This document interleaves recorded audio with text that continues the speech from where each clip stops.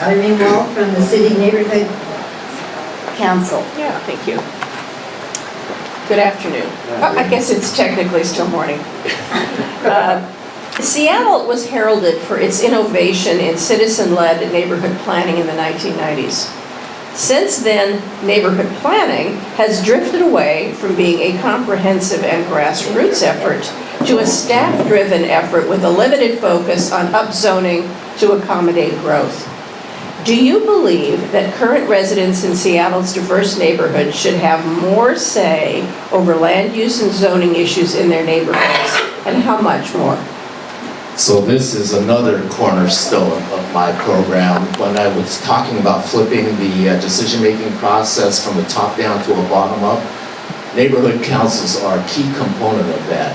So the current administration defunded, and I think for nefarious reasons, because when the people organize, they become a threat to those at the top, right? So what I want to do in flipping that organizational structure around, re-engage the people back into the decision-making processes of those decisions that directly impact them in the neighborhoods. So rather than to defund the neighborhood councils, that's not a reason to, because they don't represent ostensibly the neighborhood, that's not a reason to defund them. What we really need to do is redouble our efforts to give them the resources so they can go out into the communities and organize the neighborhoods. I want to do that by incentivizing the neighborhood councils, not just giving them the resources to do the community organizing, but to also give them budget writing authority. And I don't know if you've heard about participatory budgeting, but there are some cities around in the United States, smaller ones in the United States, but there are larger cities around in the world. Porto Alegre, for instance, a city of 1.5 million, writes their entire budget from the bottom up. I'm not suggesting that we write our entire Seattle City budget from the bottom up, but I do want to give a significant chunk of money to the neighborhood councils to decide how they want this money to be used best in their own neighborhoods. And in return for this, that's a privilege, in return for that privilege to write their budget for their neighborhoods, to accept the responsibility of how to accept their fair share of the density that's inevitably coming. So the two work hand in hand, and then the people are deciding how to accept the density within their neighborhoods with the incentive of the budget writing. A follow-up question to that. How would you determine the adequacy of that budget authority over the diversity of Seattle's neighborhoods to ensure that it's equitable and sufficient to address the needs that, in your mind, associate with accepted growth? So that's a very good question, because that is fundamental. You have to make sure that they don't get the budget writing authority until the neighborhood councils actually match a threshold to show that they do actually represent the diversity within their neighborhoods.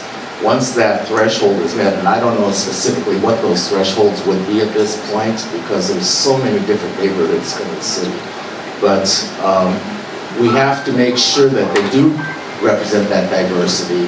And once that diversity threshold is met, then some neighborhoods have greater needs than others, right? But what we can do, and to me, that's up to the city council and some of the along with the neighborhood councils, to make sure that, because we have to write an overall budget. What section of that budget? It's a $5.2 billion overall budget, of which maybe $1.5 billion thereabouts is actually general fund revenues from tax revenues. The council has to make that decision. It's not up to the mayor. But I have to get council buy-in to make sure that they are going to actually appropriate a new neighborhood budget beyond just the matching grant formulas. I want to do stuff that really benefits the neighborhoods, and those councils have to make that determination. Okay. A prior candidate mentioned that they would be able to scrub $50 million out of the city budget. In other words, we have all seen the city budget grow enormously at the same time that our taxes have grown. And when you ask the question, why if we've had all this new development, where's the revenue coming from to offset the cost of accommodating it? Do you have any ideas about how the budget the overall city budget and what you would do to make it different, and make it more affordable for people to stay here and fund this place. Well, first off, I'm calling for a moratorium on all regressive tax sources. We can't, increases. We can't keep going, as I mentioned in my opening statement, to that same well of middle class and fixed income and low income folks to fund all the good stuff that we should be funding as a city. So I haven't combed the entire budget. I have looked at different pieces of it. But I think that if we go through so the governor has this process where he was trying to glean through, and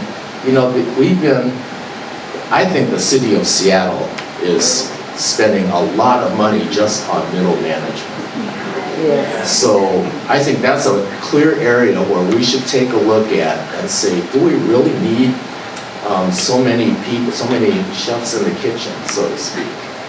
If we streamline government, flatten it, that helps with the democratization and giving people a strengthened voice. It doesn't have to go through so many layers of people willing to kill the voice of the people. So that'd be the first place that I'd look. As far as the efficacy of the different individual programs, I don't have a full list of what all those programs are, nor have I done that analysis, but we would have to look at that. I can't say that there's a 50 million that we can cut right off the top, and that would be proper for me to say. Thank you. Time's up.